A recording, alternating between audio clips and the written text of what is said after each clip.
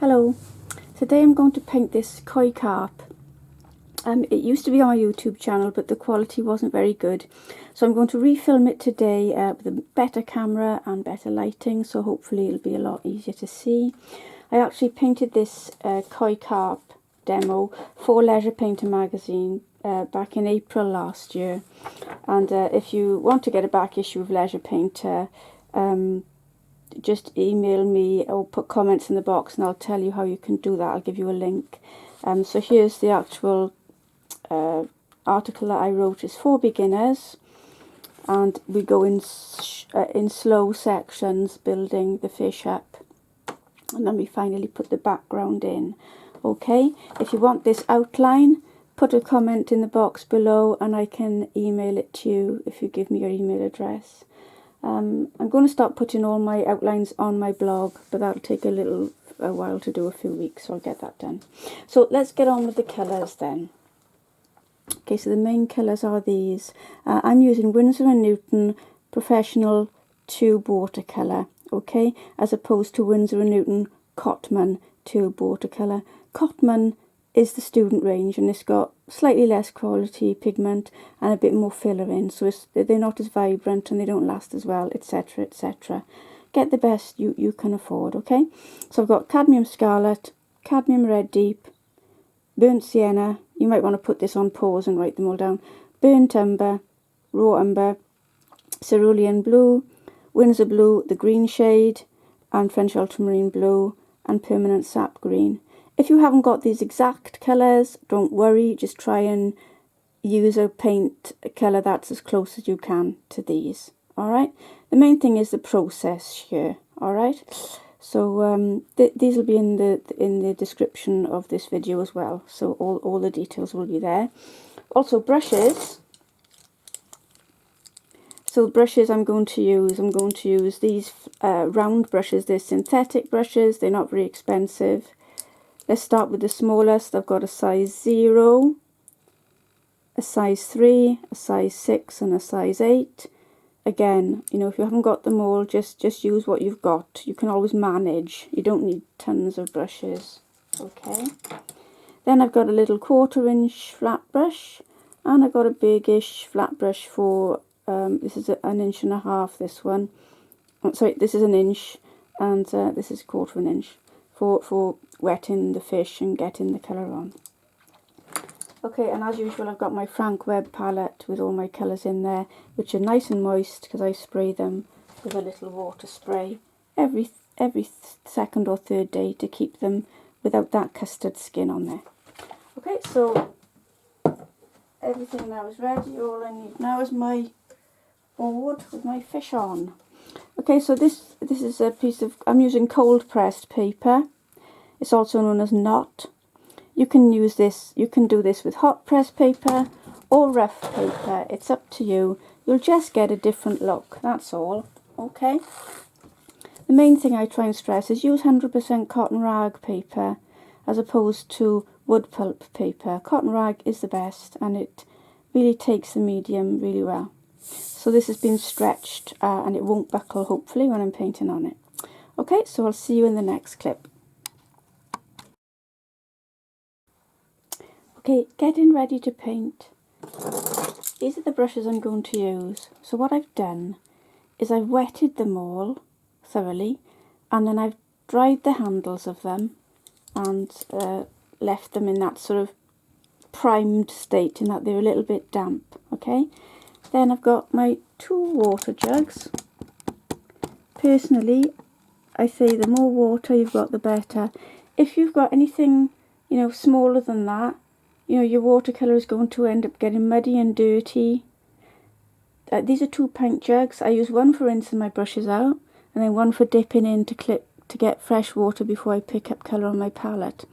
So if you've just got a tiny little pot like that, go mad and get yourself something bigger, because I could cry when I go to teach a watercolour workshop and somebody's there with a tiny little pot like this, and it's absolutely like mud, and they're trying to paint watercolour. It just doesn't help. So get some big jugs, okay?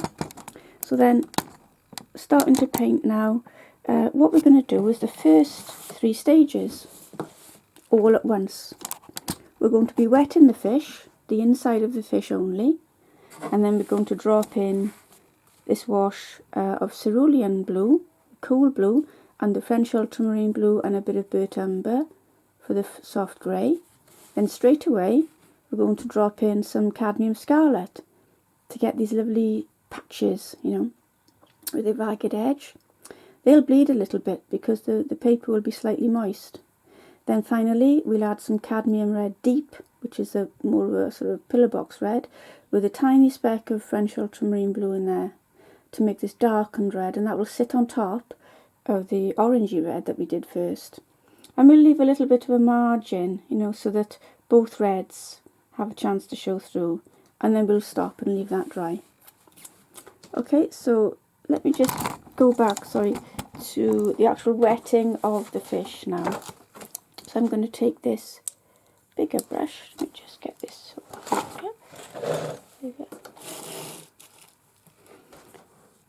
Right, I hope that's clear enough there. Right, so this bigger brush, I'm going to moisten the hairs. So I don't need to dip it, you know, all the way into the pot now and soak the handle again and risk having beads of water running down everywhere.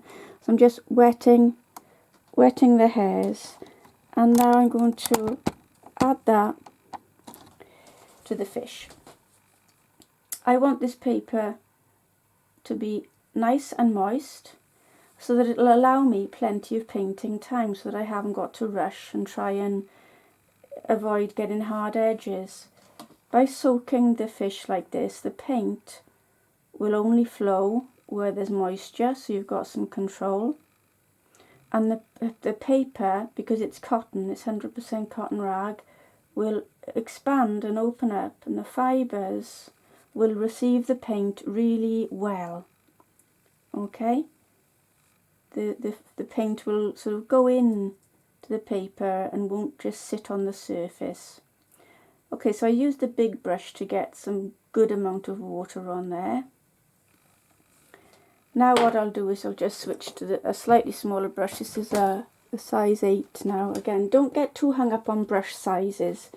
You know, just a brush that will do the job is all you're after. I've used the size 8 now so that I can, and the rounded tip, so that I can easily get the water right to the edge of those fins and the curves on the mouth of the fish. Not worried about those little whiskers so much that he has. Then a bit more water for this fin. Let's give this a good soak as well. Because as I'm talking to you now, this will all soak in. And it depends where you live. If you live in a hot climate, or if you have a very hot centrally heated house, then the water will absorb in a lot more quickly. If you live in a cold place, like me, I'm in Wales, it's a bit cold and cold today, then it won't absorb as quickly. I'm keeping my board still because I'm filming, but if I wasn't filming, I'd be turning my board around so that I could more easily fill the fish with water rather than painting at an awkward angle. So get the angle to suit you when you do this tutorial, okay? Yeah, because this is quite an awkward angle, and it would be easier if I could spin my board and then use the brush at a different angle to get the water right to the outline of the drawing that I've done. Now, the thing with watercolour, in order to do a nice wet into wet wash, we want the paper to have had a few minutes to soak in, and then I just get a brush full and add another swoosh of water, just so that will top up the water that's now sunk in to the depths of the paper. Again, because this will give me more painting time.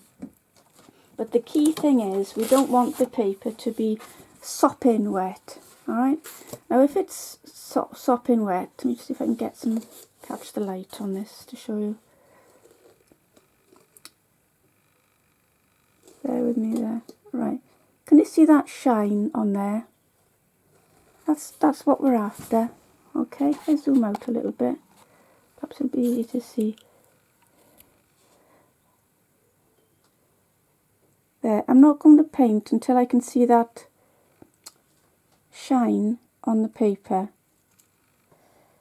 And if you've got any beads gathering, as I have here in the fin, a big puddle, just tip your board back gently and let that water soak in at the other side of the fish. You know, in a few seconds it'll soak in a little bit more. And if you've really got too much water on there, then just dab it gently in one place with a bit of tissue. But don't dab it all over, because we need this moisture. Can you see that sheen now? That's what we want. That's perfect for doing wet into wet. So I'm just going to mix up a little bit. I'm going to get, with my size 3 brush now, I'm going to pick up some cerulean blue. There's some there. It's not running, it's not dripping off my brush. Just a little brush. Okay, and let's just drop some of that cool cerulean blue in places on the tips of these fins. I'm not worried too much about if it bleeds here and there. Let's put some on the tail.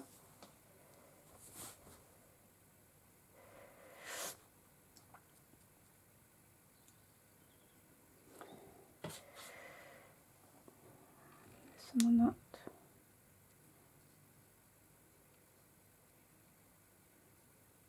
There. And let's have some around the mouth as well. These cool patches will contrast nicely with the hot reds that will be coming in a minute. So I'm going to rinse my brush now in my rinsing pot. That's my rinsing pot. And then pick up some clean water in my clean water pot. This is sort of generally how I work. I just wanted to show you that.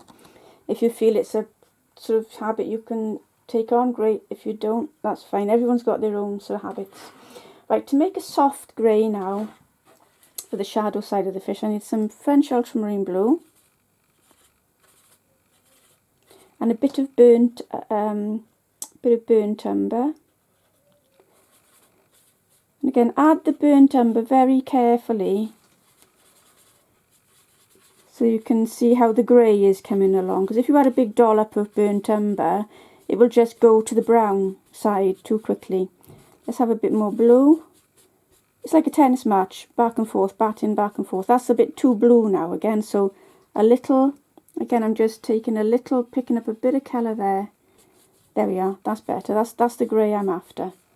Okay, so I'm going to drop that in all along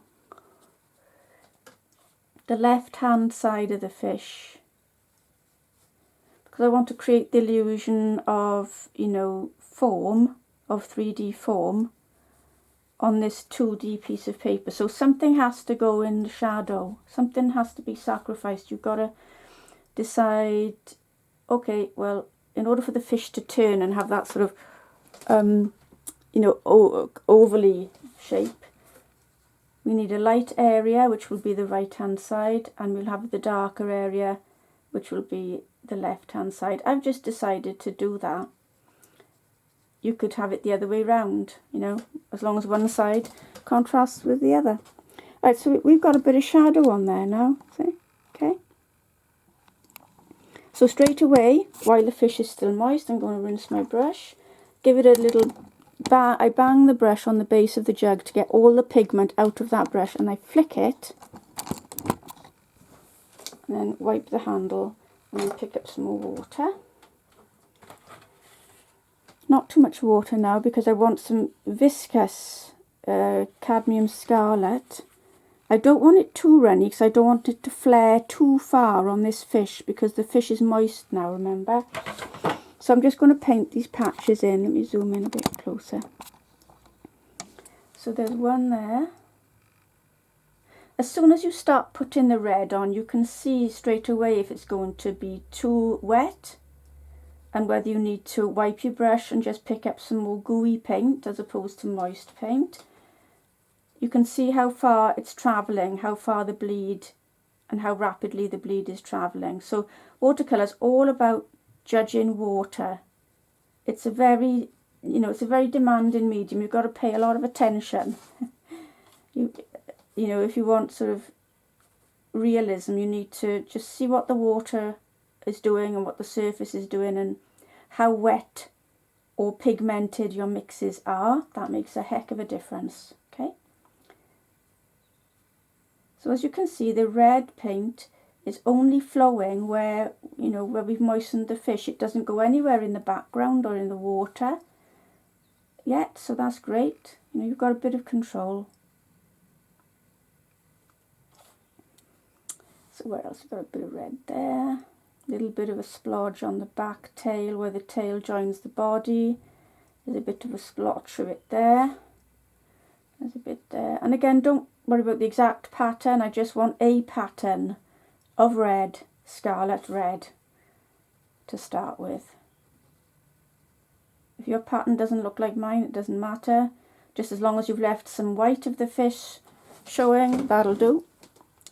Okay, so let's zoom out again, see how we're doing. What I like to do now is just pick the board up and just give it a gentle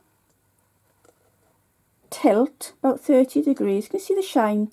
That shine is what we want all the time. That means we've got time to paint. And can you see the paint is starting to streak now? And just going to tip it back the other way.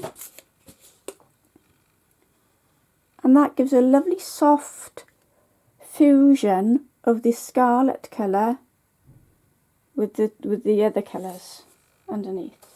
Alright, so it's looking like that now. So finally we're going to go in with some cadmium red deep. I'm not going to bother washing my brush for this because cad red deep is darker than the scarlet I've used anyway. So I want the cadmium red deep, just mix it in with the cadmium scarlet that was on the palette. And a tiny speck, and I mean tiny, of French ultramarine blue. I balance my hand on the side of the palette, by the way. A lot of people just sort of throw their brush in as if they were playing darts, you know, and then they wonder why they end up with like a pea-size dollop of paint. If you balance on the edge with your finger, you've got more control about how much paint you're picking up. So there's just a speck of French ultramarine blue going in there. Now I'm adding this, and as I said, I'm trying to leave some of the previous scarlet show through. So I'm not going right on top of the previous scarlet. I'm just leaving it have a margin of that previous red showing, so the one sits on top of the other. You'll see it a bit more clearly if I zoom in on there now. So this head patch, you know, I'm painting, but I'm not painting right to the edge of that first scarlet passage, leaving a little bit of the original red showing through, just for contrast, you know, for a bit of interest.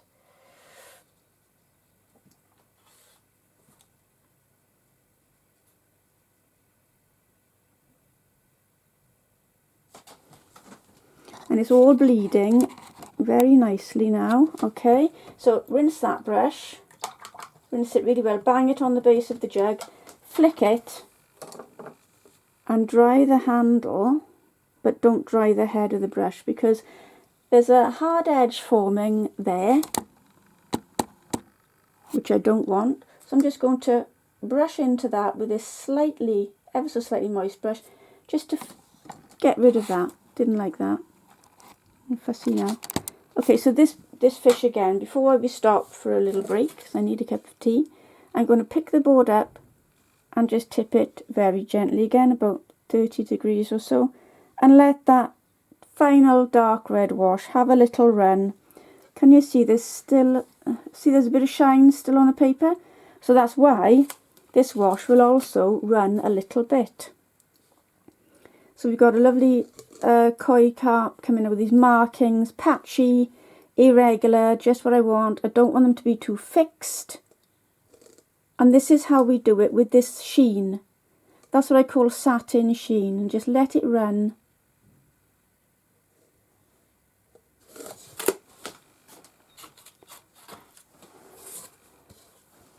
And I think we'll stop there.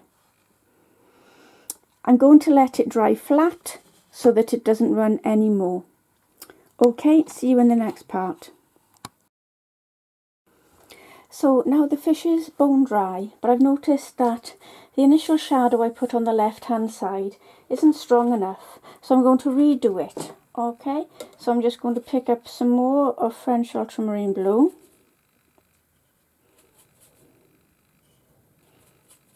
and a speck of burnt umber, and get that soft grey again. It's a bit stronger actually than my initial grey. So I'm going to put this on, but before I do, I'm going to moisten a size 3 brush. So I've moistened that really well. I've flicked it, and the moisture in those hairs will help me soften this shadow colour when I put it on. Because the paper is bone dry now, and so whatever I put on will leave a hard edge, which I don't want. I want a soft edge coming from the shadow side into the light side. Okay, so I'm just going to paint very lightly and quickly over that left hand part of the fish.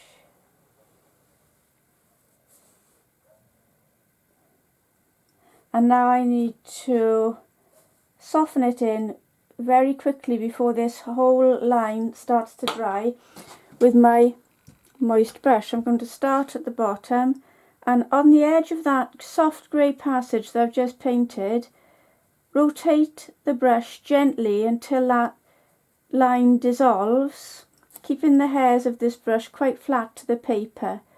Keep rotating, rotating, rotating, keep going all the way along, and it just takes the hard line off that passage I've just put on.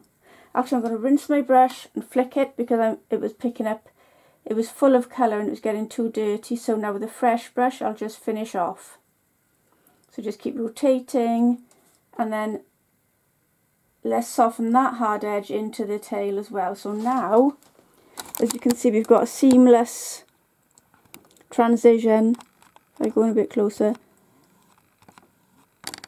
from the dark side to the light side. Okay, and while we're at it, I can just pick up some more of that shadow colour and just drop it right at the extreme left hand side for extra emphasis, and it will bleed up into the moist part of the fish, and still, you know, it won't give us a hard edge because it's going on to wet paper. So that's hopefully made the fish a little more 3D. Okay, so while I've got that grey colour on my palette, I'm going to pick up some of it with this size 3 brush and just indicate, you know, some of the little creases in the fins. Just a little bit of detail, I'm making them a bit irregular.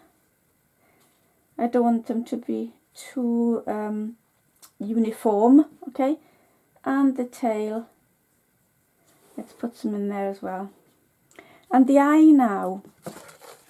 Right, so the eye colour, I'm going to actually use the size 0 brush, a small brush. Now I'm going to zoom in onto the eyes. Let's get these done. So I'm going to pick up some of that soft grey colour. So that's French ultramarine blue and some burnt umber. You could also make this grey by mixing some cadmium scarlet with the cerulean blue, because cadmium scarlet and cerulean blue are opposite each other on the colour wheel, and they make a nice grey as well. So the eye is just, you know, very simply done there. Okay, so now I'm ready to hair dry that and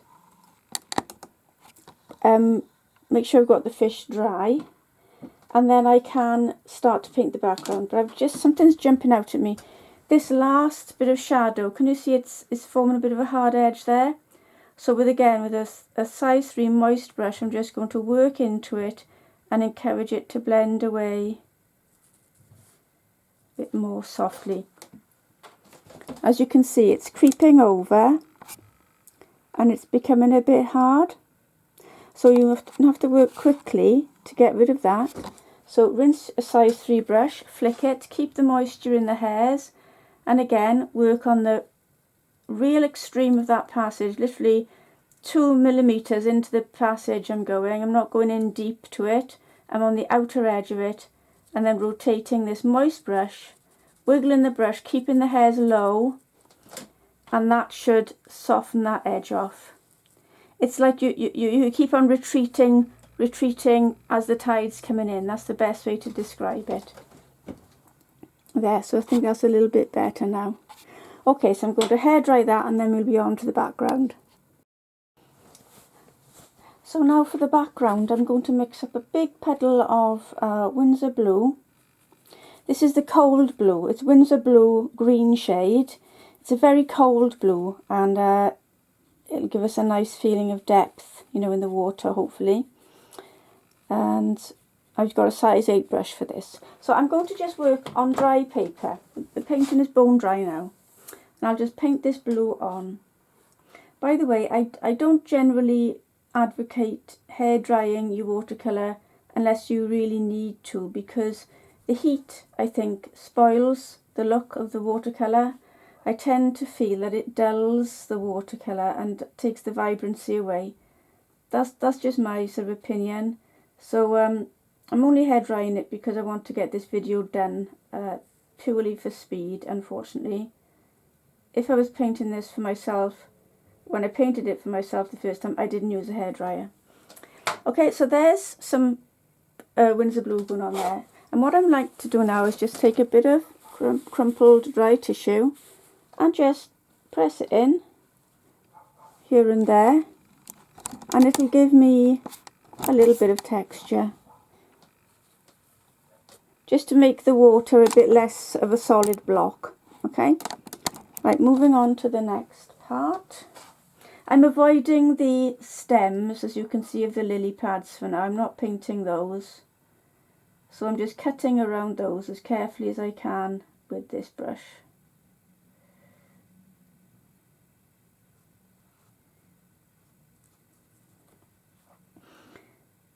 These little sections are great actually to paint wet on dry, because we still got, you know, all the blue paint is still moist when I drop the tissue in to pick out those shapes.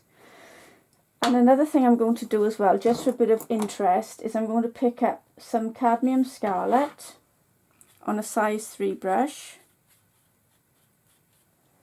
and just drop it, you see, in there in the water where the red of the body of the fish is butting up against the water. I'm just dropping in a bit of that red there, so that it's sort of, it could be reflecting, you know, the sort of colour of the fish might be in the water. And then again with a moist brush, I'm just going to encourage that to blend out a little bit less, obviously, there. And then again with my tissue, let's just take out some of that blue. So I'm going to continue on now with the next section.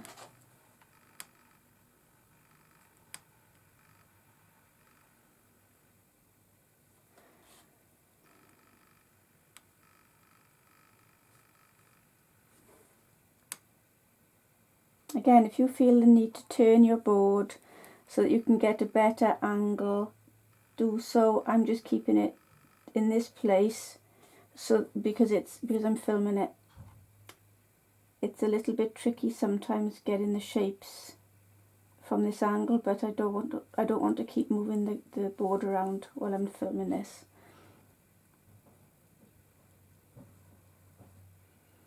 So I'm just cutting around the stalk there as well. And again, I'm just going to drop in a little bit more cadmium scarlet, coming from this patch of red. There might be a bit of red coming around the fish on that side. And just letting that bleed in now. So the next thing to do now is to just press in the tissue and lift out some more blue now. So just again, try and make these lifts a little bit odd, because you don't want them to look all the same. Okay. This big section here is where I'm going to put a bit of shadow and put a bit of deeper colour in. as if the fish was casting a shadow in the water. I'm going to start to add a little bit more, just a stronger touch of blue there to get ready for that. It just adds a bit more depth to the painting there.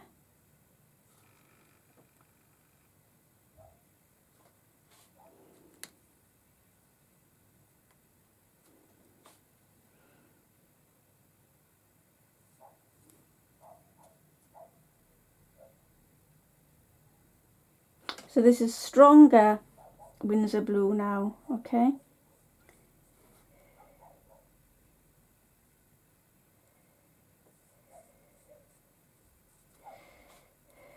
Cutting in, so I've lost a corner of that lily pad there now. And I'm going to add a much stronger bit of Winsor blue right there. Just touch it in close to the fish and it'll bleed out.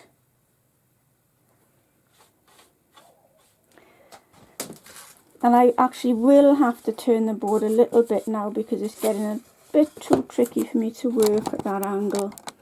So I'm just going to get some more blue on so that I can complete this section and get some deeper shadow blue into the water. And I'm trying to, as I paint, I'm trying to keep the passage expanding rather than say painting a bit like there and then down there, because you end up with patchy hard lines because we are painting, you know, wet on dry, don't forget. So I'm trying to keep the shape expanding together so that we avoid the hard line problem on dry paper.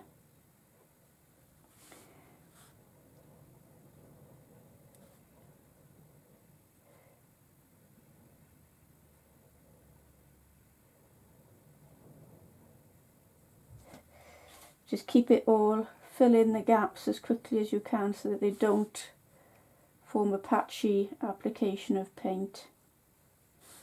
Keep it moving quickly. Don't walk away and then come back and start painting it, because you'll end up with a lovely hard line which you'll probably never get out, especially with something like Winsor blue, because it's a bit of a stainer. It stains the paper. Some paints are non-stainers. French ultramarine, for example, doesn't stain.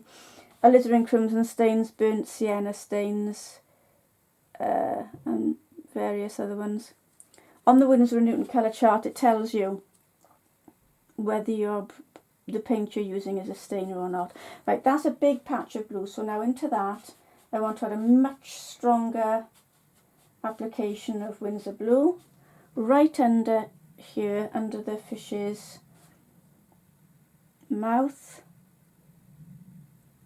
and under there.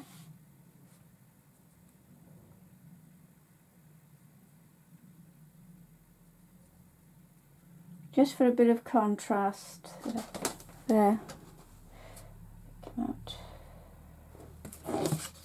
I'm going to let it run down in to the moisture that's there, and it'll blend. See, it's feathering, getting really thin and diffuse, so it'll be a soft ending in that passage. It won't be a hard line.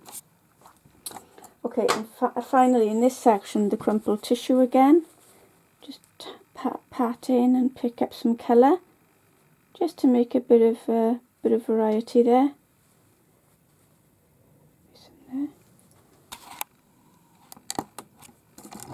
And I'm going to ask you now to just do the same thing in that section, that section, that section, that section, that section, avoiding all the little stalks and that one there. The same thing as you did here. Paint blue on, Winsor blue, and then just dab out some patches with the tissue, and I'll see you back in the next section.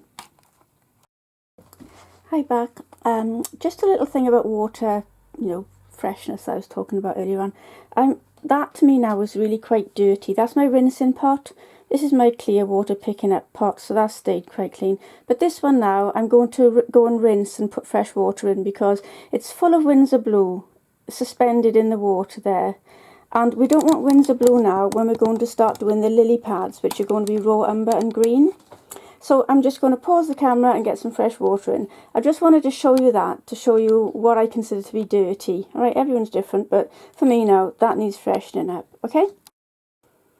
Okay, so to progress this painting now, I'm going to get on with the lily pads and the stalks, okay? The colours are going to be raw umber and sap green. What I'm going to do is just mix up a greenish puddle of those colours and get the lily pads and the stalks painted. And then into certain parts on the stalks and the lily pads, I'll be dropping in a much stronger shadow colour to give the idea, you know, of light coming through and maybe cast shadows coming from the lily pads onto the stalk, etc., to give it a bit more life. So let's mix up a big puddle of raw umber first. A tip for watercolour mixing: mix with the lightest colour first. So say you want to mix mix a green, so I'd get the yellow on the palette first and then add the blue, because yellow is lighter than blue. It saves you wasting a lot of paint, because if you've put too much blue on the palette and then you then try and pale it down with yellow, you're going to be there a long time and spending probably putting too much yellow paint on that you didn't need to get the colour green that you wanted. So always start off with the lightest colour and then add the darker colours progressively to that. I want quite a sort of muted green, and this is why I've got sap green and raw umber. Raw umber is a lovely neutraliser without making the colours muddy. Okay, so again, I mix up a really big puddle of this because you're going to need it to do all the lily pads and all the stalks. So it's best to have, you know, enough to do the job. I'm just keeping on adding another brush full of water to it every so often to make the puddle bigger. You can also just squirt in some water to save dousing your brush in the water pot and losing all the colour off your brush. Or you can use a little pipette or a little water squirter, something like that. So that's my basic colour there. Alright, then the shadow colour that I'll be using to drop into some areas of the lily pad will be those same colours, but stronger, so more viscous. So this is a stronger green, actually, sorry, it's just the sap green you need for the shadow and a speck of French ultramarine blue. Right, so that's obviously much darker than that green there, and that'll be my sort of shadow colour, and I don't want it too runny. So let me show you what I mean, and then once again I'll get underway with, say, some lily pads and some stalks, and then you can carry on yourself with the rest of them. Okay, I'm going to paint these two together because they are sort of butting up. One is overlapping the other, so I'll just paint them together, and then I'll probably just make a demarcation with a little bit more of dark green when they get a bit drier. Okay, so again, this is where I really should switch to a smaller brush right now, but because I'm on filming time and these videos every sort of minute more takes absolutely ages to upload when you've plugged it in and you're trying to upload it in the evening, and they take so long. So I'm just trying to be as economical as I can with what I show you whilst not missing anything out. So there's just a very sort of neutralish green going on the lily pads. The paper I'm painting onto is bone dry now. Okay, now let's get one of these stalks coloured in the same colour.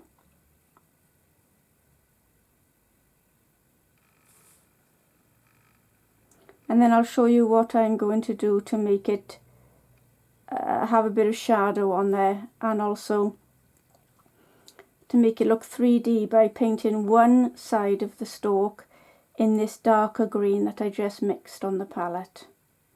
But we've got to wait a minute or two for the paint to sink in a little bit more, because it's all a little bit too wet. And if I drop the shadow colour in on the stalk now, it'll just bleed in and come to nothing. It won't be visible enough. let's do this one as well. So I'll do this lot, the 2 lily pads and these 3 stalks. And once I've done this, you know, you'll see the technique, and you can carry on your own and do the rest of it. All right. So let's just let that soak in a second. I'm just going to tip the board to show you how moist it is still. Get the shine. Can you see there's a shine on that? It's quite hard. I better zoom out. Let me zoom out. You can see that there, right? You can see there's some gathering of water and pigments. I'm just going to tip it to let it disperse out more evenly and less obviously over the lily pad. There we are. There's the shine on the paper. It's still a little bit too wet to put the shadows in. I'm using a small brush. Right, this one stalk looks okay. I'm going to put the shadow in on this top side here. I just zoom in. So this is the darker green colour that I mixed up, which is sap green plus a speck of French ultramarine blue just on the one side of that stalk, and then the colour creeps over, as you can see. And again, you've got to wait to the right moment to add this colour, because if the stalk is too wet, it'll just be not as evident, you know, the shadow won't be as evident. It'll just bleed in to the watery green that you painted on first of all.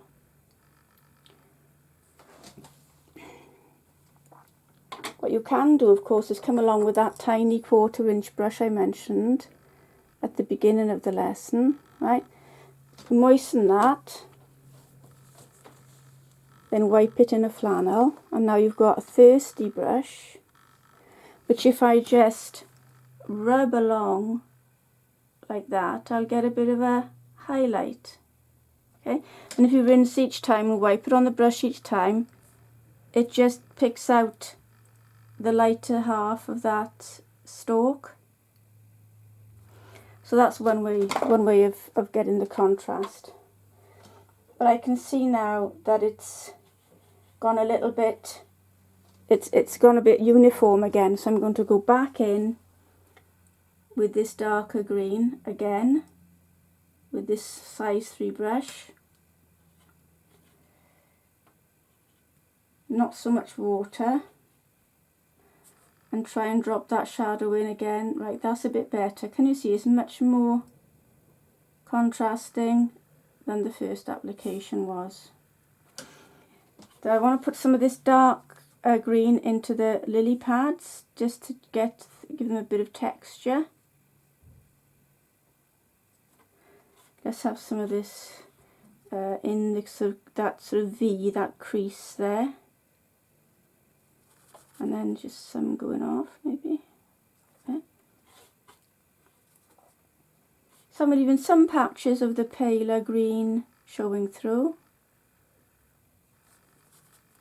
And I just want to do a tiny little bit of, what you need to do is you need to protect the fish now, because what I'm going to do, sorry I was out of focus then with that, is a little bit of tiny spatter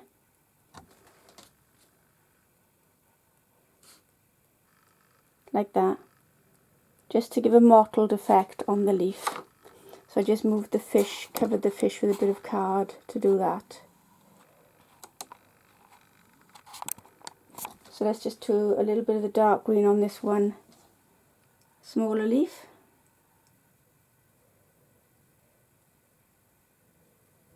Just here and there, so that we've got a little bit of contrast, okay? And then finally, let's have a bit of shadow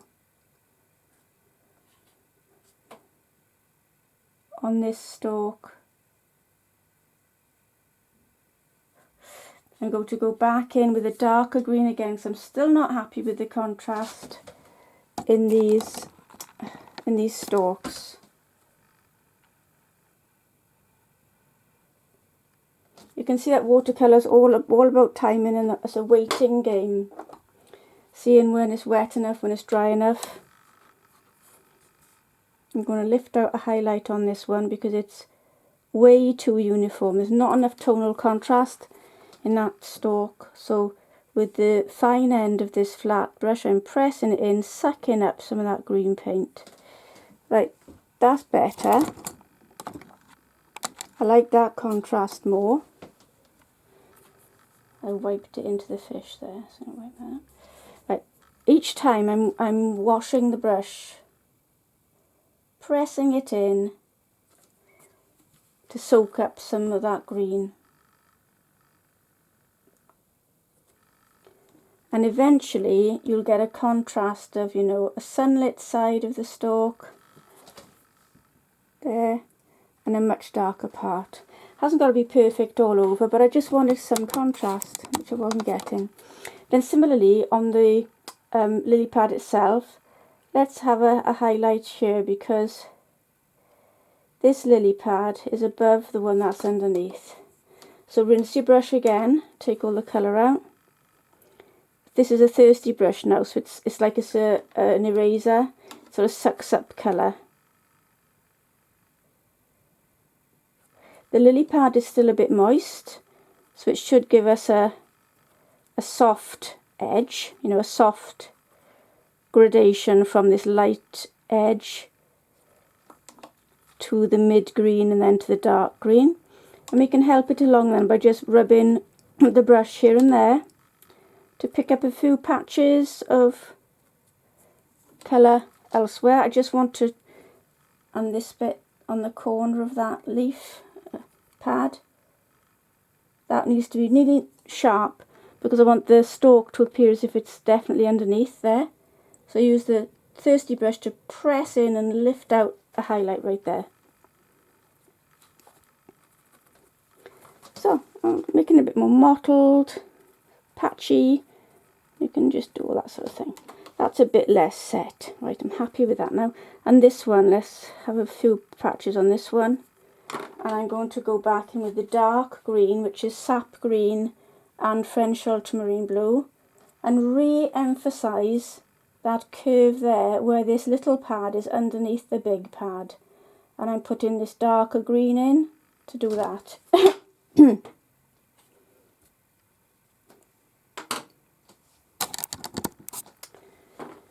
One more time, because this green now that I've just put in is seeping in a little bit on that lily pad. So let's just wipe it out. You've just got to keep an eye on what paint is escaping from where. Okay, so if you just want to carry on now doing those lily pads, I will see you in the next part. Okay, so I'm back on now and I've done all of the lily pads and the stalks. And some of them I've done quite a bit of spatter on, like this one at the foreground here.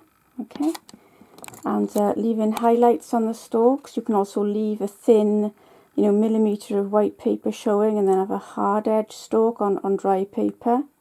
So you've got options of having hard sort of edges and soft edges. With this bit, there's a sort of dark cast shadow coming right under the fish, then it tapers off all down the side of the stalk. And it gives you the idea of things going under other things. Alright?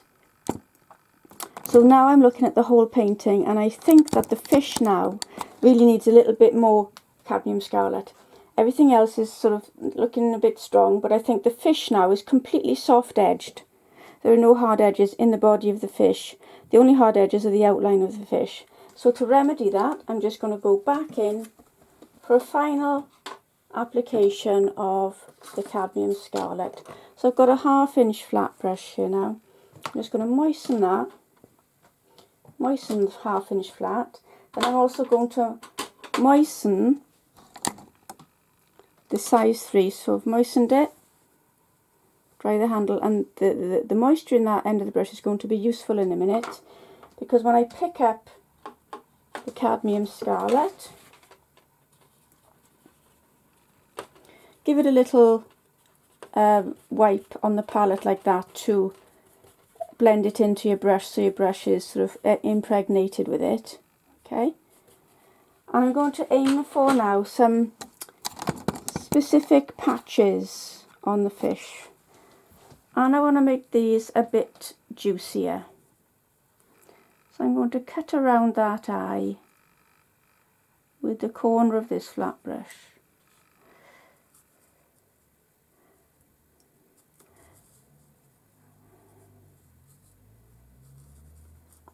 Right, so that patch now has got some hard edges, hasn't it? These are hard and some of those are soft. So with that little moist brush, I'm going to leave some of the hard ones. And with the moist brush, I'm just going to rotate and soften the ones nearer the nose and above the eye there. And I'm leaving the other ones where they are. Okay, let's move on. I'm going to do the same thing in this big patch here. So just cadmium scarlet now with a little bit of water. This is on dry paper, by the way. The fish is bone dry again now.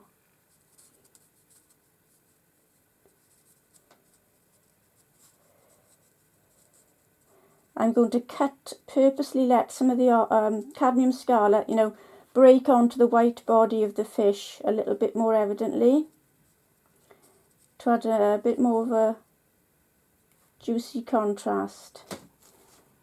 Alright, rinse that size 3 brush again.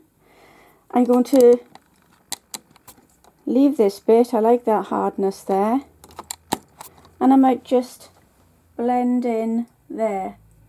It's sort of 50-50. On each patch I'm going to blend half of the edges and leave half of the edges.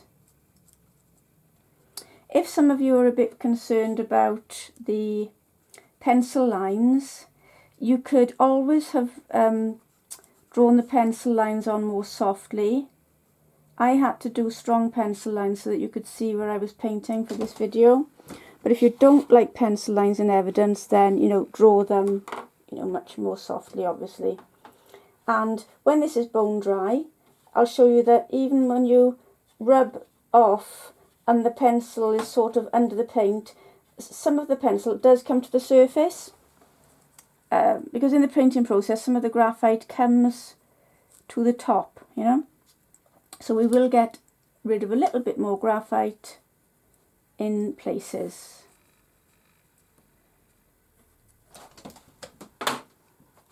Right, that's looking a lot better. Rinse my brush again, flick that, dry the handle, and with this little moist brush, just soften in a bit more. And I feel that the eye needs a little bit more definition because it's a bit too soft. So a little bit of the same colour as we used before, French ultramarine blue, and a little bit of burnt umber to make a sort of grey. And let's have the bit in the middle much darker this time.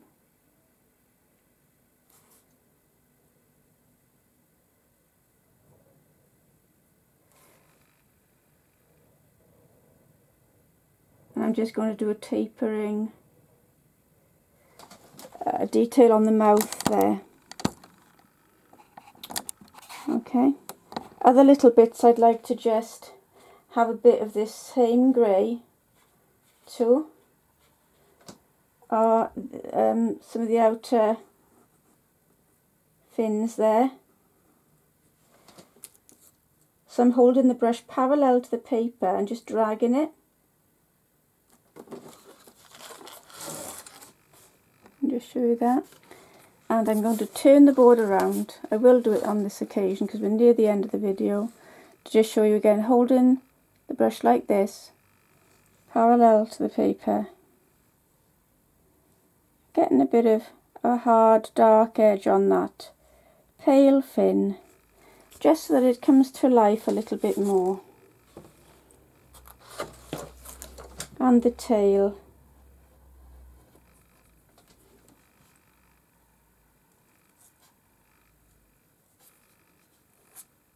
Dragging action there.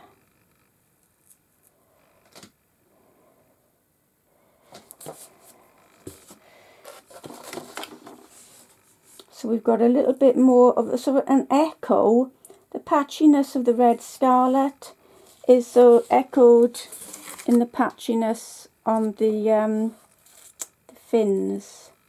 I'm just going to indicate that sort of gill there with this soft grey. I'm doing dry brush now, which is dragging this barely pigmented brush on dry paper, and it's leaving a little patch there for me.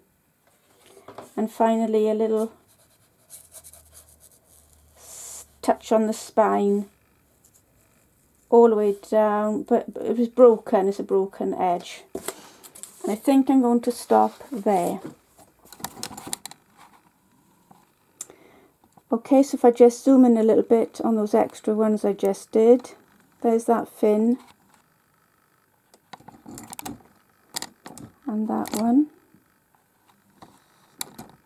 and this spine detail here, and I think we'll call it a day there. Okay, if you've got any questions or if you need the outline or anything, just pop a thing in the comments box, or you can email me at the email that's in the main body of the information of this video. Okay, thanks for watching.